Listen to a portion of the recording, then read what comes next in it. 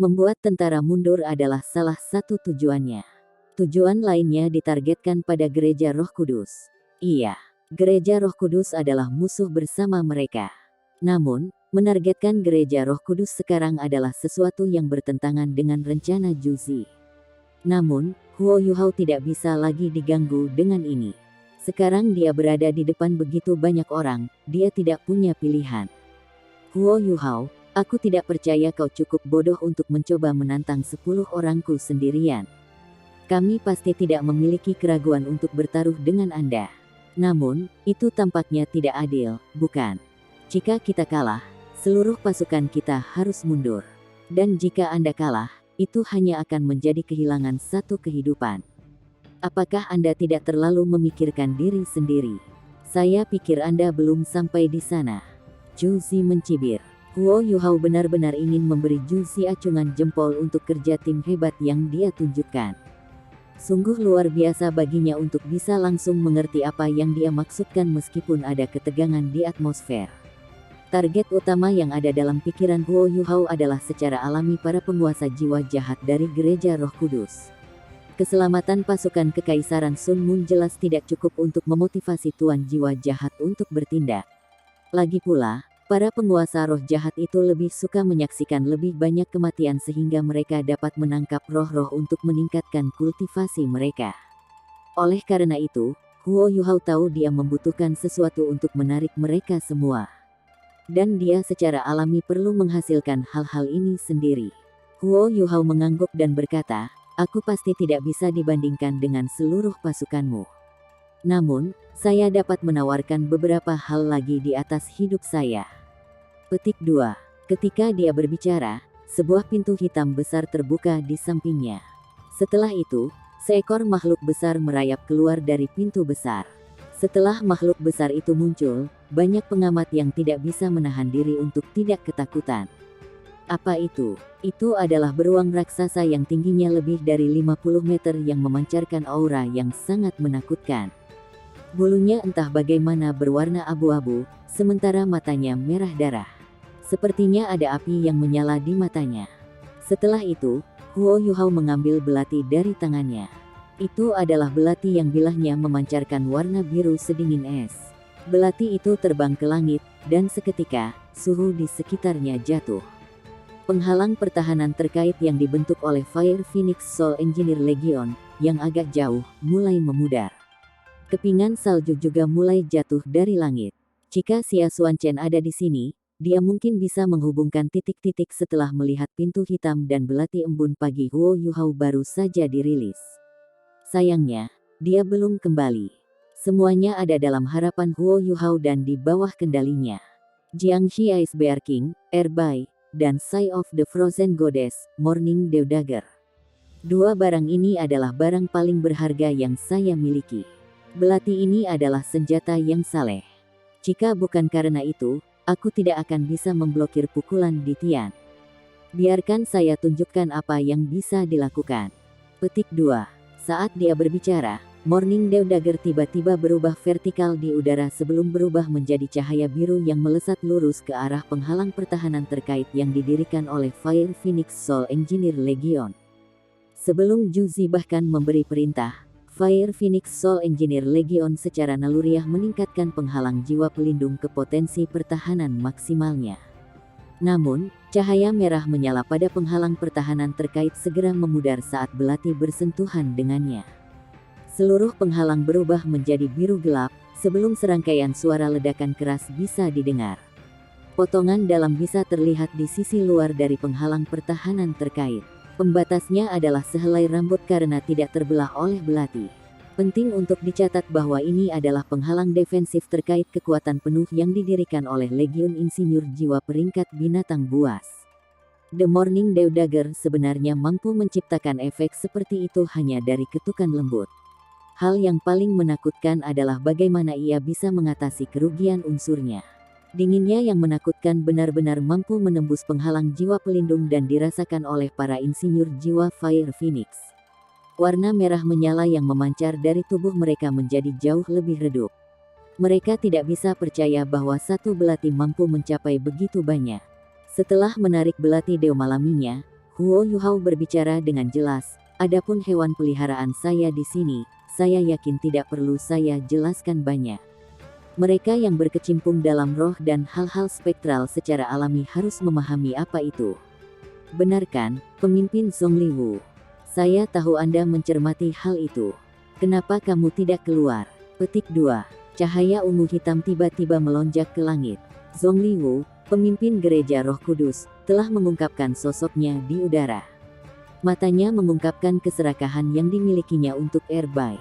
Dia bahkan tidak repot-repot memandang Huo Yuhao karena matanya terfokus sepenuhnya pada tubuh Erbai. Bahkan sebagai pemimpin gereja Roh Kudus, Zongliwu tidak dapat memberitahu bagaimana Huo Yuhao mampu mengubah binatang buas yang begitu kuat menjadi makhluk spektral. Namun, dia benar-benar yakin bahwa makhluk spektral ini kemungkinan akan lebih kuat daripada di kehidupan sebelumnya. Itu pasti binatang buas dalam kehidupan masa lalunya untuk melepaskan aura yang begitu kuat.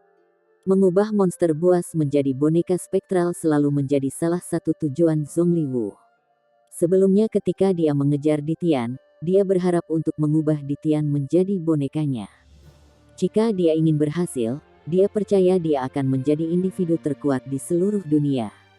Sayangnya, kekuatan Dewa Binatang telah jauh melebihi harapannya, dan gereja Roh Kudus telah mengalami kerugian besar dalam upaya mereka untuk memburu Dewa Binatang buas itu. Bahkan Zongliwu terluka selama upaya itu, dan dia baru saja pulih setelah beristirahat. Satu-satunya alasan mengapa mereka dapat melarikan diri dari hutan Great Stardow adalah karena Dewa Binatang sudah terluka, dan mereka masih cukup masuk akal untuk melarikan diri sebelum situasi mereka memburuk. Jika tidak, tubuh mereka mungkin harus tetap berada di hutan Great Stardow selamanya. Kekuatan dalam Great Stardow Forest jauh lebih kuat dari yang mereka bayangkan. Pengawas militer Chu Zi menatap Zongliwu seolah-olah dia meminta nasihat padanya. Sebagai pengawas militer, Zongliwu memiliki banyak otoritas di ketentaraan. Dia tidak bertanggung jawab atas siapapun, tetapi seharusnya mengawasi Chu Zi. Kapanpun Chu Zi harus membuat keputusan penting, dia perlu mendapatkan persetujuannya. Retret militer adalah contoh dari keputusan penting. Keserakahan Zongliwu terlihat jelas ketika dia mengangguk dan berkata, "Saya pikir apa yang dia tawarkan cukup berharga." Setelah menyelesaikan hukumannya, dia bahkan tidak melihat Huo Yuhao saat dia berbalik dan terbang ke kamp Kekaisaran Sun Moon. Meskipun jawabannya tidak langsung, Zongliwu tidak diragukan lagi telah menyatakan pendapatnya. Sama seperti Chu Zi ingin berbicara dengan Huo Yuhao, lampu ungu hitam tiba-tiba menyala, dan Zongliwu telah kembali. Dia menatap Huo Yuhao dengan pandangan aneh dan berkata, "Huo Yuhao, jika kamu kalah, kami juga dapat memilih untuk tidak membunuhmu. Selama Anda bergabung dengan gereja Roh Kudus saya dapat mengampuni Anda." Petik 2. Meskipun kata-kata Huo Yuhao mungkin terdengar sangat ofensif di telinga orang lain, mereka bukan apa-apa bagi pemimpin gereja Roh Kudus. Selain itu, setelah melihat bagaimana Huo Yuhao dapat memamerkan Erbai dan mendengar beberapa cerita tentangnya, dia sudah yakin bahwa Huo Yuhao harus memiliki beberapa rahasia tentang penguasa jiwa jahat.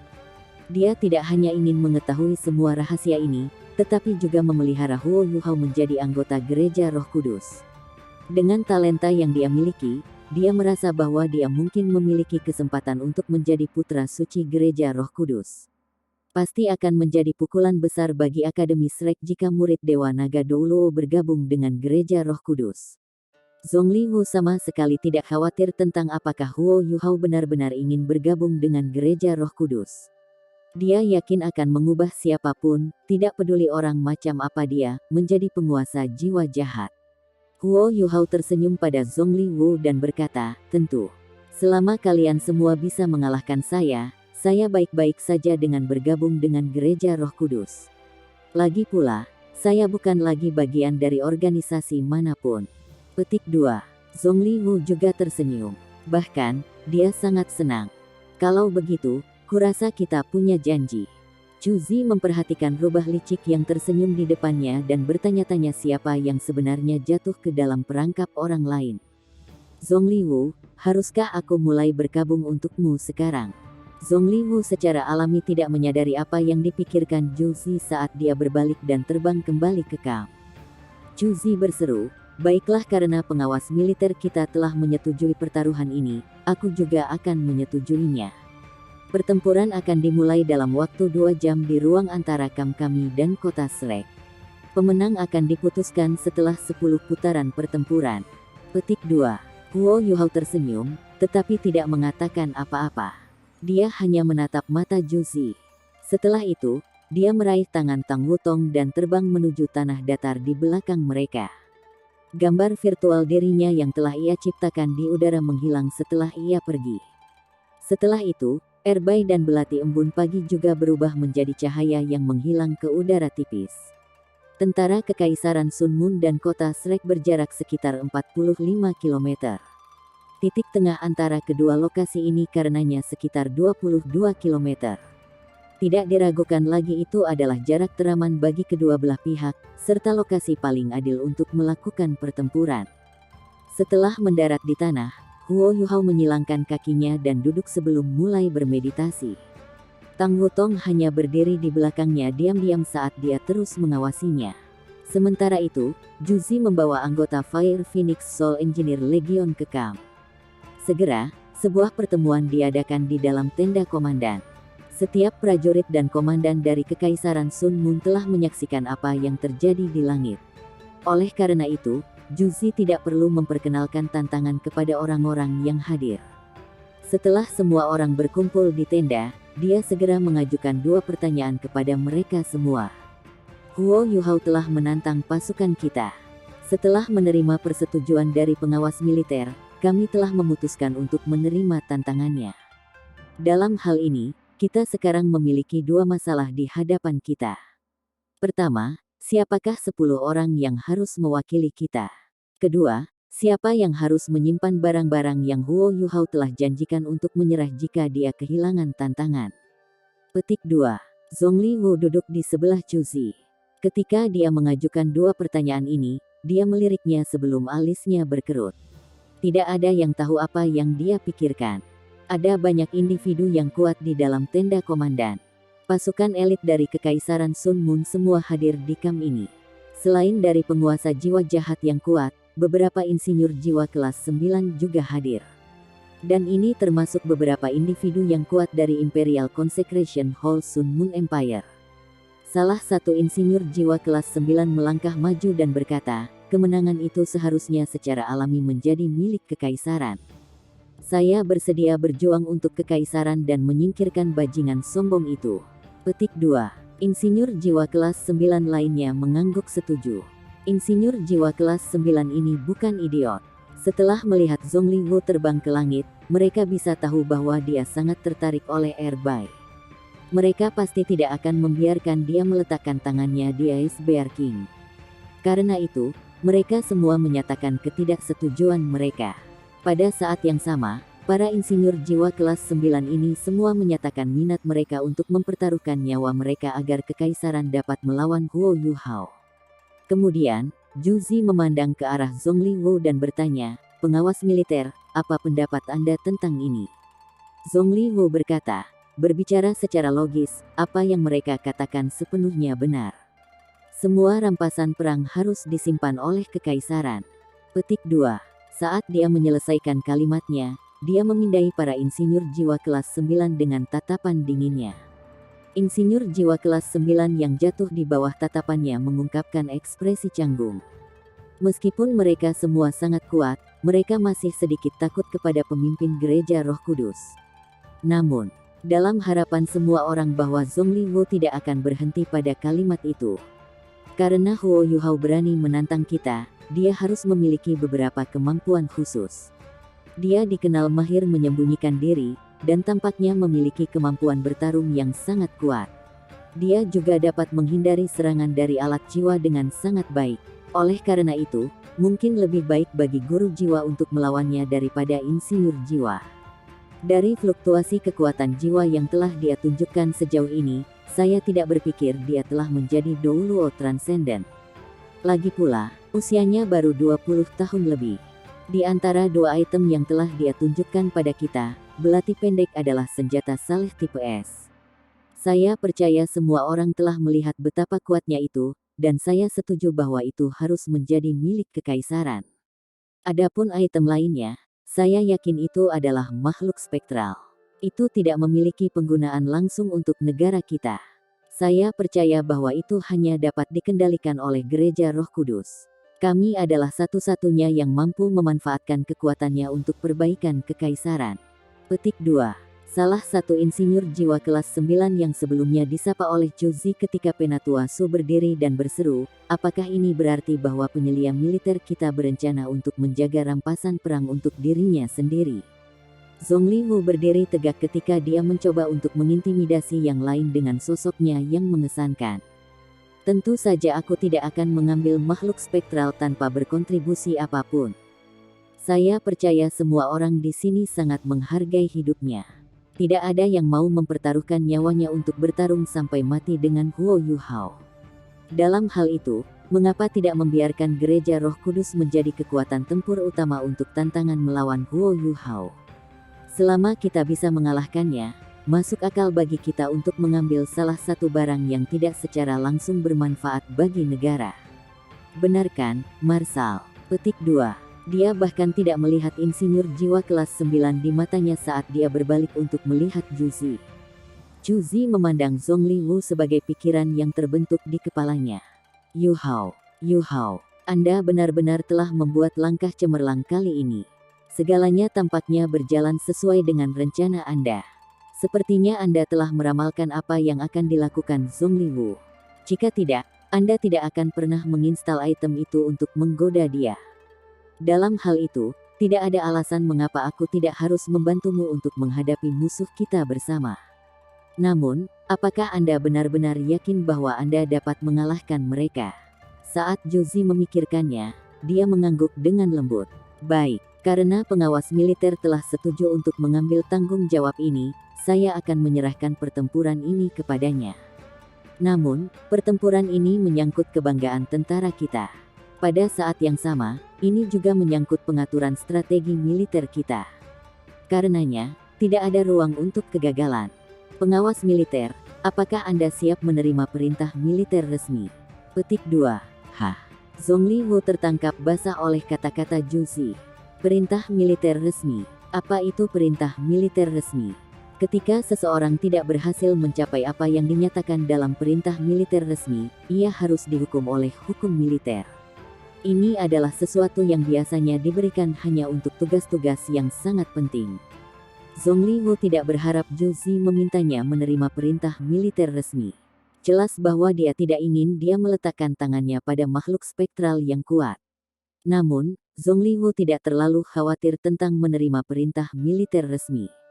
Bagaimanapun, Huo Yuhao jauh lebih muda darinya. Dia merasa bodoh untuk menantang mereka. Bahkan, dia percaya bahwa itu menggelikan baginya untuk mengusulkan format pertempuran seperti itu. Zhongli Wu merasa bahwa Huo Yuhao tidak akan memiliki kesempatan melawan kekuatan Gereja Roh Kudus.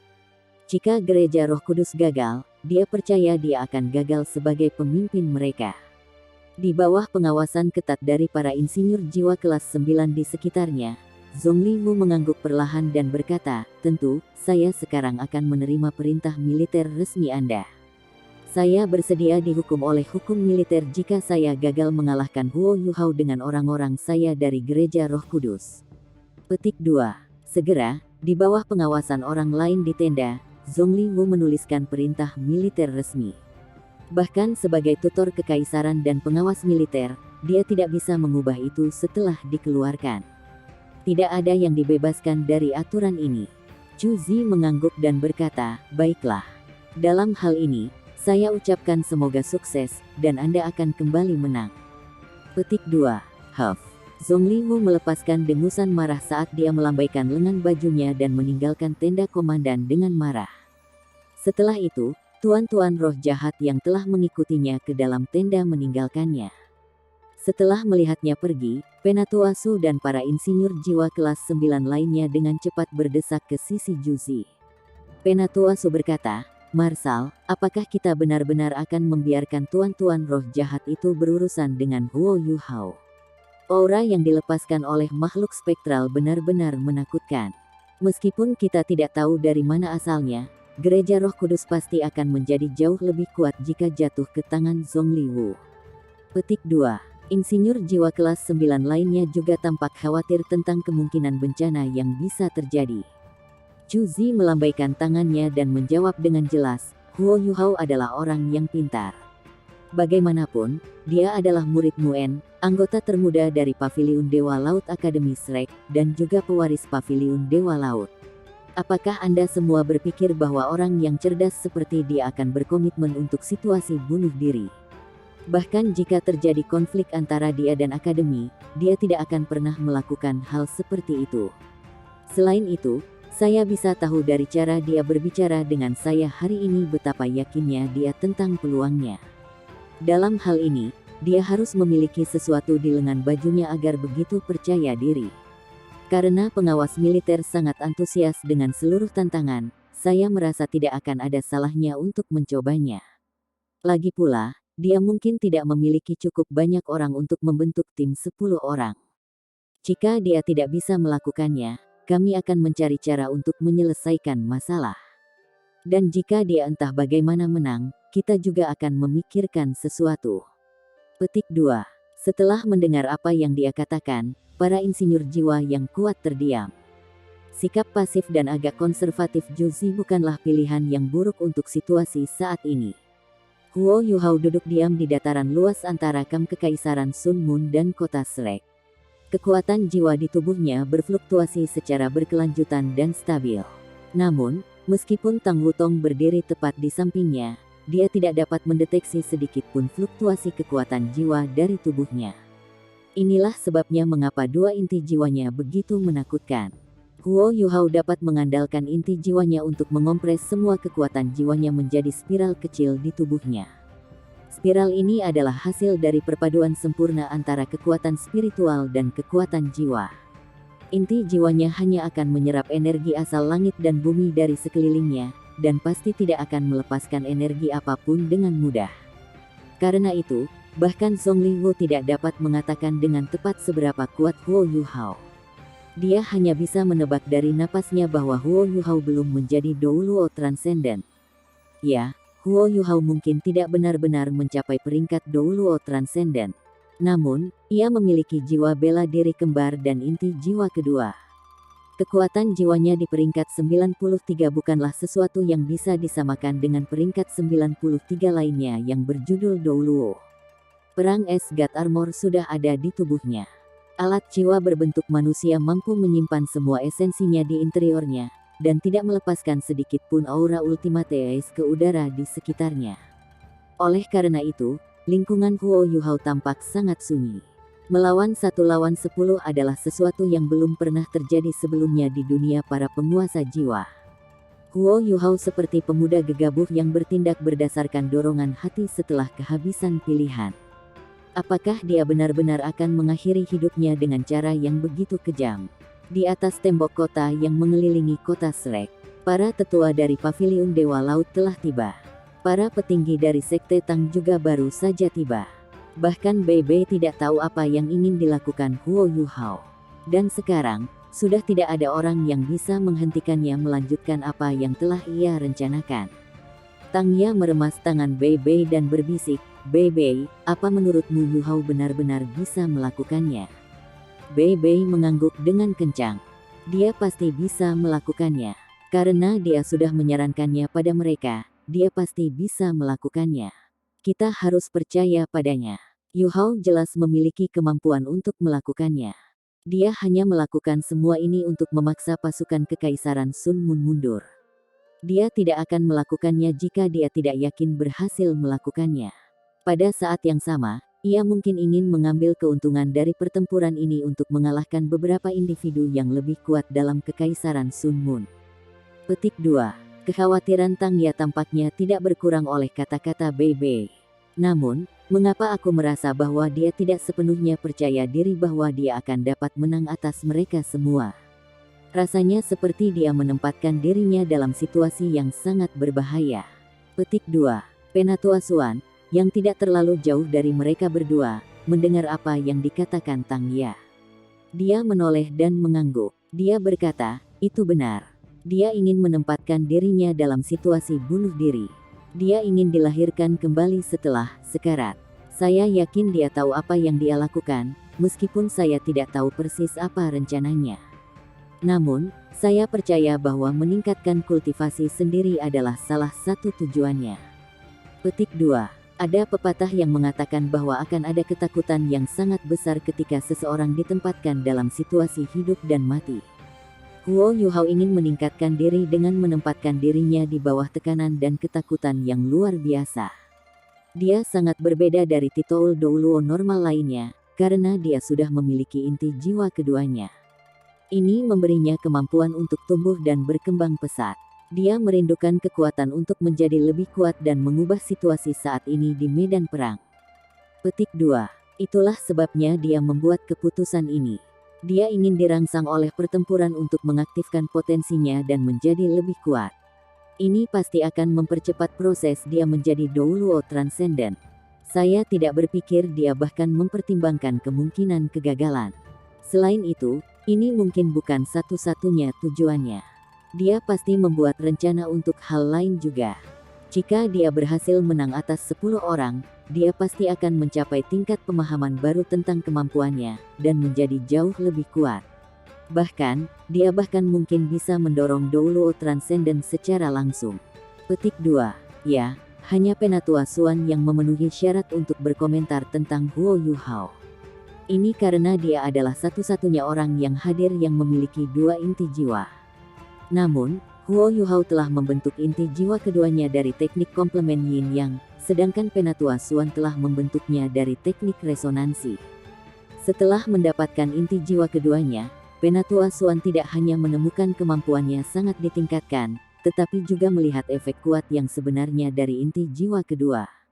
Peningkatan tidak hanya berhenti pada kompresi kekuatan jiwa, tetapi juga meningkatkan potensinya ke ketinggian baru. Penatua Xuan sedang memikirkan kemungkinan yang akan dibuka Huo Yuhao jika dia berhasil membentuk inti jiwa ketiganya ketika dia menjadi pangkat Ultimate Douluo setelah menyempurnakan inti jiwa keduanya. Ketika itu terjadi, Huo Yuhao akan benar-benar menjadi salah satu dari guru jiwa yang paling luar biasa yang pernah ada. Pada saat yang sama, dia pasti akan bisa mengatasi batas yang ditentukan oleh dunia ini. Bahkan jika dia tidak dapat mewarisi kursi ilahi, dia harus dibebaskan dari pembatasan di peringkat 99 setelah dia membentuk inti jiwa ketiganya. Pada akhirnya, semua hal di atas hanyalah tebakan yang dibuat oleh Penatua Xuan. Namun, tebakan itu adalah apa yang dia harapkan bisa dicapai oleh Huo Yuhao. Tentu saja, dia tahu betapa sulitnya membentuk inti jiwa ketiga setelah mengalami tantangan membentuk inti jiwa keduanya. Yuhao, apakah Anda benar-benar harus mendorong diri sendiri sedemikian keras untuk menjadi lebih kuat? Apakah ini benar-benar yang direncanakan Huo Yuhao? Tidak, itu tidak sepenuhnya benar. Seperti yang Penatua Xuan prediksi secara akurat, Huo Yuhao sudah memiliki rencana lengkap. Memperbaiki dirinya sendiri memang salah satu bagian penting dari rencana itu. Namun, dia tidak bermaksud mempertaruhkan nyawanya hanya untuk memaksa semacam terobosan. Sebaliknya, ia ingin mendapatkan pemahaman yang lebih baik tentang kemampuan baru yang baru saja diperolehnya dengan bertarung dalam situasi hidup dan mati. Sudah beberapa hari sejak dia membentuk inti jiwa keduanya dengan teknik pelengkap Yin Yang. Namun, dia masih belum sepenuhnya memahami kemampuan inti jiwa keduanya. Dengan memaksa dirinya untuk bertarung dengan para kultivator yang kuat, ia akan dapat memahami seluk-beluk di balik inti jiwa keduanya sesegera mungkin. Dia adalah makhluk kedua di dunia yang memiliki inti jiwa kedua yang terbentuk dari teknik pelengkap Yin Yang.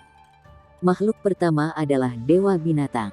Meskipun Ditian mampu mengambil bentuk manusia, dia pada akhirnya adalah binatang buas. Huo Yuhao tidak dapat disangkal sebagai manusia pertama yang membentuk inti jiwa keduanya dengan teknik pelengkap Yin Yang. Karena itu, tidak ada yang bisa mengajarinya bagaimana menggunakan inti jiwa keduanya, atau seberapa kuat sebenarnya inti jiwa keduanya. Karena itu, ia harus menjelajahi semua ini sendiri. Jika Huo Yuhao punya cukup waktu, dia pasti akan memilih untuk mengeksplorasi kemampuannya dengan cara yang lebih keras dan lebih lambat. Itu akan menjadi cara ideal untuk mempersiapkan diri menghadapi tantangan untuk menjadi dewa di masa depan. Namun, waktu jelas merupakan kemewahan baginya sekarang. Oleh karena itu, dia tidak punya pilihan selain untuk mengagitasi tubuhnya dengan pertempuran untuk melihat kemampuan apa yang sekarang dia miliki setelah membentuk inti jiwa keduanya. Itu adalah cara tercepat baginya untuk secara akurat menentukan berapa banyak kekuatan yang dimilikinya. Semakin besar kesulitannya, semakin besar potensi yang bisa dia coba peras dari tubuhnya. Ini adalah sesuatu yang dia pelajari ketika dia pertama kali berpartisipasi dalam Continental Advanced Soul Master Academy turnamen duel jiwa.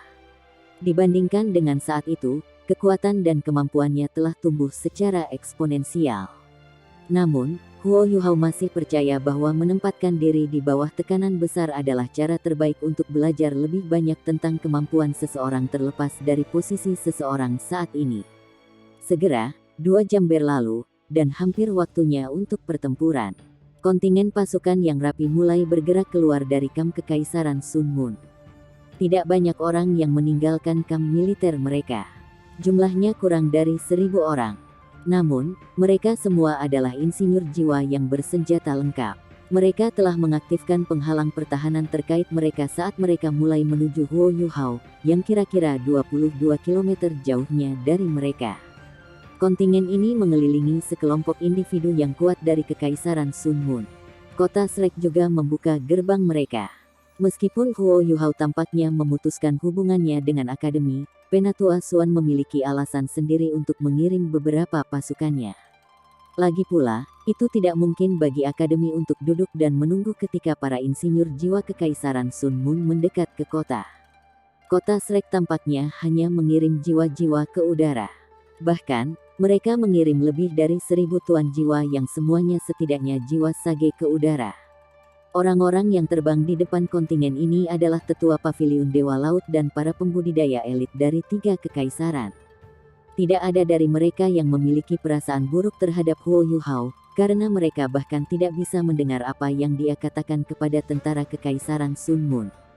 Penatua Suan hanya memberitahu mereka tentang bagaimana Huo Yuhao telah merencanakan untuk menghadapi 10 orang yang berbeda untuk menyelesaikan kesulitan mereka saat ini.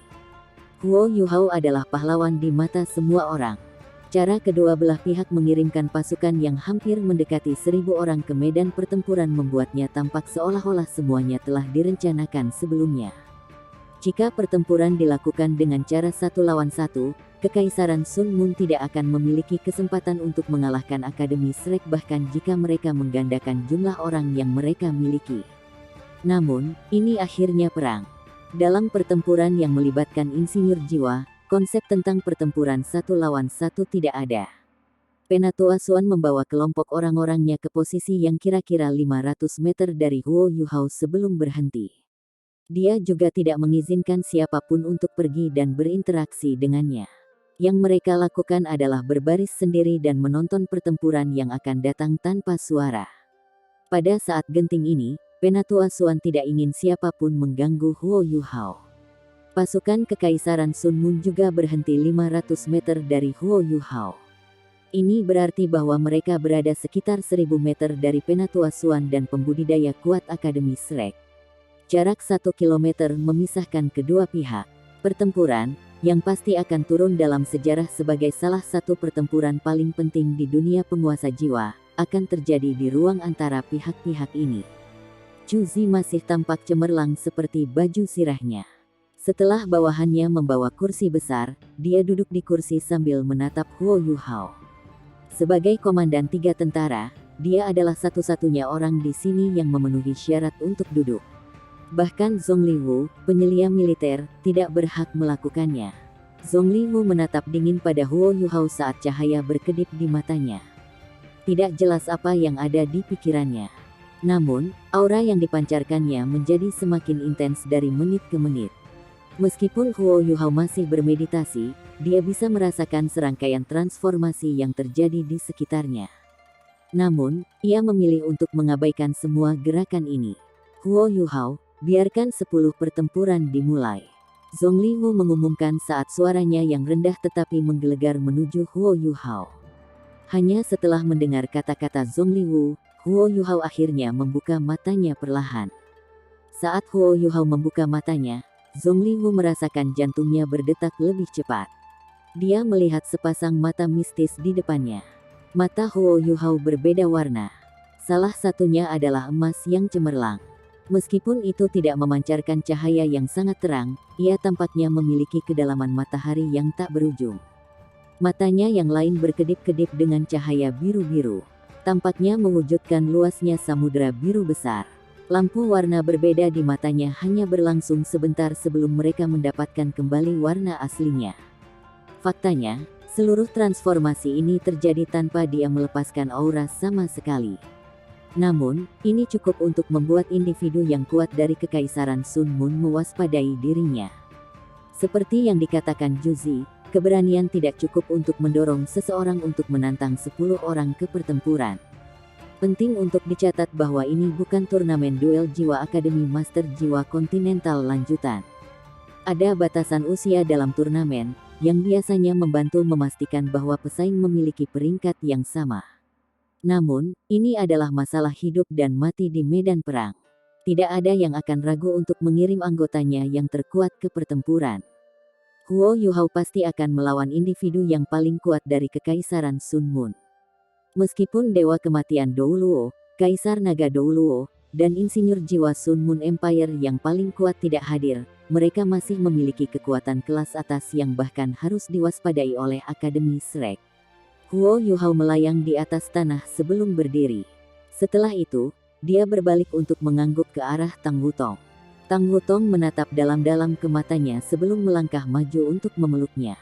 Dia membisikkan sesuatu di telinganya sebelum berjalan kembali ke tempat Penatua Suan dan yang lainnya berada. Namun, dia tidak bergabung dengan mereka, karena dia memilih untuk mengamati Huo Yuhao dari 100 meter di depan Penatua Suan dan yang lainnya. Huo Yuhao menatap Zongliwu sebelum melihat Juzi, yang duduk di kursinya. Dia berkata, "Bawa itu. Mari kita mulai dengan yang pertama." Petik 2. Ketika Huo Yuhao menyebutkan bagaimana ia siap untuk memulai dengan yang pertama, Juzi tidak bisa tidak memikirkan waktu yang dihabiskannya dengan Huo Yuhao di Akademi Teknik Kekaisaran Sun Moon Imperial Sun Moon Empire. Saat itulah Huo Yuhao pernah menantang para siswa yang kuat di akademi. Saat itu, dia juga tidak gemetar karena dia menggunakan kekuatan dan kemampuannya untuk melawan siswa-siswa itu. Itu dia, seorang individu yang kuat dengan kualitas heroik, tetapi juga hati yang lembut. Lebih dari 10 tahun telah berlalu, dan dia telah tumbuh menjadi salah satu penguasa jiwa yang paling kuat di seluruh dunia. Jika dia mampu memenangkan pertempuran hari ini, dia pasti akan menjadi salah satu ancaman terbesar Kekaisaran Sun Moon di masa depan. Dia juga secara alami akan menjadi mercusuar harapan bagi 3 kerajaan lainnya. Ini ditakdirkan untuk menjadi pertempuran di mana Huo Yuhao akan benar-benar menjadi terkenal. Bahkan jika dia mati, dia masih akan menjadi pahlawan dari 3 kerajaan asli dari benua Douluo. Juzi kewalahan oleh banyak perasaan saat dia diam. Sepertinya dia telah menyerahkan seluruh pertempuran kepada Zongliwu. Zongliwu mendengus dingin saat dia melambaikan tangannya. Sosok hitam meluncurkan dirinya ke depan menuju Huo Yuhao dari sisi Zongliwu. Ini adalah seseorang yang terbungkus erat dengan jubah hitamnya. Tidak mungkin orang bisa melihat penampilannya sama sekali. Dia seperti awan kabut hitam ketika dia terbang menuju Huo Yuhao. Auranya dengan cepat menjadi lebih kuat. Kekuatan kegelapan dalam auranya dipenuhi dengan getaran jahat saat meledak seperti geyser. Meskipun dia baru saja terbang beberapa ratus meter, sekelompok besar awan gelap sudah berkumpul di atas kepalanya. Mereka tampaknya berkerumun ke arah Huo Yuhao karena mereka mengancam akan menghalangi semua sinar matahari untuk mencapai dia. Nama orang ini adalah Wu Yun. Meskipun dia bukan salah satu dari 8 penatua di dalam Gereja Roh Kudus, dia adalah salah satu dari guru jiwa yang paling kuat dalam aula pengudusan Gereja Roh Kudus. Sebenarnya, dia bukan master jiwa iblis murni. Dia telah keliru oleh orang lain sebagai tuan jiwa jahat dan, pada kenyataannya, diburu oleh orang lain karena jiwa bela diri tipe gelapnya. Dalam kemarahan, Dia membunuh semua orang yang mengejarnya dan memilih untuk bergabung dengan Gereja Roh Kudus. Setelah beberapa tahun berkultivasi, ia akhirnya menjadi penguasa jiwa iblis sejati.